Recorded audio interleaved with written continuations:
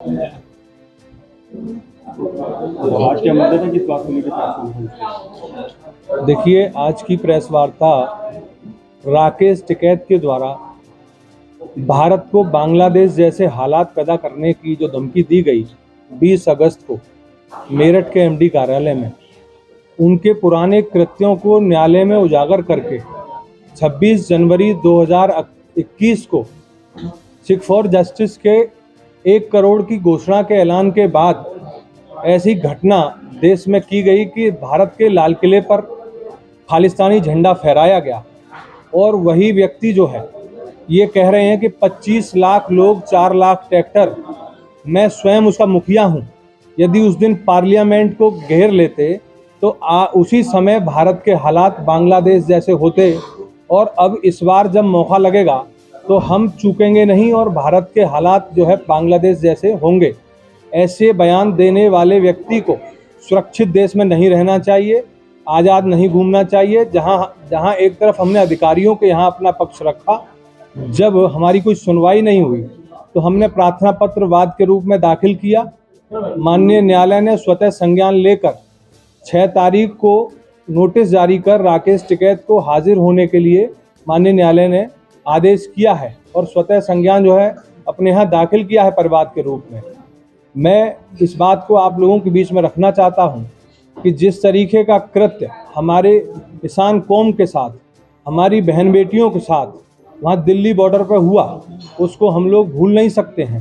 जो 3 बिल लाए गए, जिनके लिए पहली आपने इन लोगों की जो है न्यूज़ देखी होगी, वाइड देखी होगी।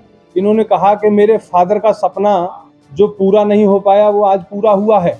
और कुछ समय बाद जब खालिस्तानी ISI संगठनों से इनको अच्छी फंडिंग प्राप्त हुई और एजेंडा वही था कि 2020 में सिख फॉर जस्टिस के द्वारा एक ऐलान किया गया कि भारत के लाल किले पर खालिस्तानी झंडा फहराने वाले को $125,000 इनाम दिया जाएगा।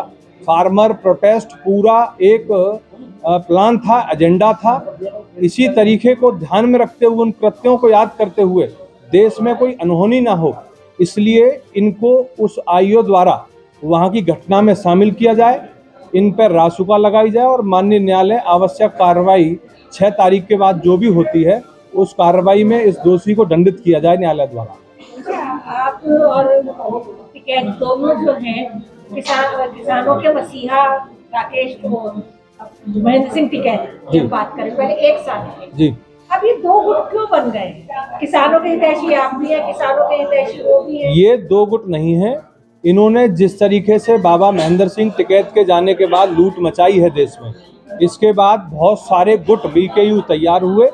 इनकी असलियत देश का कोने कोने में छोटे से लेकर बड़ा बच्चा जानता है कि इन्होंने देश को, किसानों को भेड़िए के रूप में लूटा है। इन्होंने हमारे अधिकारों को खाया है। इसलिए हम अपनी कौम का, अपने देशवासियों का जो है इस तरीके से इसके उसमें बहकावे में आकर उपयोग नहीं होने देंगे। अगर आवश्यकता महसूस हो तो आप भारतीय किसान यूनियन के साथ जाएंगे या अकेले ही अपनी लड़ाई लड़ेंगे? किसान देश का सक्षम है।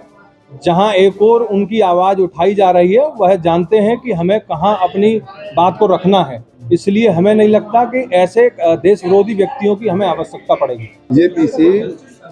ये पीसी अमित चौधरी द्वारा एक मुकदमा राकेश टिकैत के विरुद्ध अपर मुख्य न्यायिक मजिस्ट्रेट प्रथम मेरठ के न्यायालय में दर्ज किया गया है, जो न्यायालय द्वारा कंप्लेंट को स्वीकार कर विपक्षी राकेश टिकैत को नोटिस जारी किए गए हैं। क्या मामला था? क्या इस मामले में जो राकेश टिकैत द्वारा खुलेआम धमकी दी गई है अमित जी को और देशद्रोह का देश के ऊपर टिप्पणी की गई है, उसके ऊपर ये मुकदमा दर्ज किया गया है और न्यायालय द्वारा इसका संज्ञान ले लिया गया है और नोटिस जारी कर दिया। नोटिस इन्हें दिनांक ये नोटिस है जो न्यायालय द्वारा जारी किया गया है और इन्हें 6/11 को न्यायालय में पेश होने हेतु आदेशित किया गया है कि ये पेश हो। ये जो परिवादी है, इनका कहना है कि इन्होंने देशद्रोह संबंधी बयान खुलेआम दिया है और इनके साथ पहले भी ये ऐसा एक बयान दे चुके हैं दिल्ली में भी, और जो ये कहते हैं वही ये करा देता है। और इनका ये बयान पूर्ण से गैर कानूनी, असंवैधानिक है, भारतीय संविधान की धारणा व मूल भावनाओं के विरुद्ध है। ये देशद्रोह की परिभाषा में आता है, तो इनके विरुद्ध ये मुकदमा दायर किया गया है।